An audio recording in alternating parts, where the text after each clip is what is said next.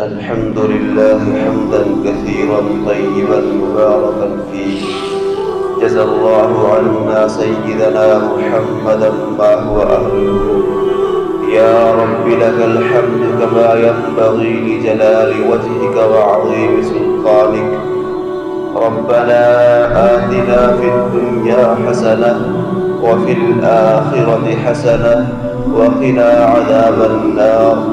ربنا ظلمنا أنفسنا وإن لم تغفر لنا وترحمنا لنكونن من الخاسرين. اللهم إنا نجعلك في نحورهم ونعوذ بك من شرورهم. اللهم انصر إخواننا المجاهدين في كل مكان.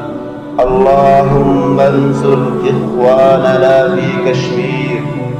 اللهم انصر إخواننا في برما. اللهم انصر إخواننا في العراق. اللهم انصر إخواننا في فلسطين. اللهم انصر إخواننا في غزة. اللهم انصر أبا عبيدة. اللهم وحد صفهم. اللهم سكن رعبهم. اللهم سدد رميهم. اللهم ثبت قلبهم على دينك. اللهم يسر وصول السلاح إليهم. اللهم اهلك أعداءنا وأعداءك وأعداء الدين. اللهم اكفهم كيد الكائدين. اللهم اكفهم حسد الحاسدين.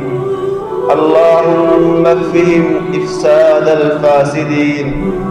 اللهم أرنا عجائب قدرتك في اليهود.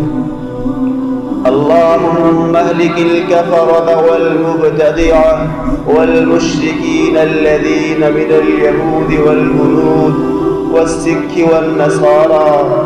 اللهم شتت شملهم. اللهم دمر ديارهم. اللهم خرب بنيانهم.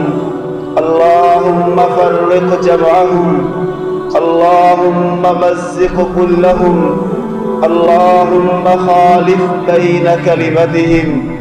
اللهم زلزل أقدامهم.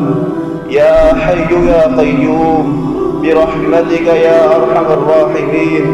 وصلى الله تعالى على خير خلقه محمد وعلى آله وصحبه أجمعين. آمين برحمتك.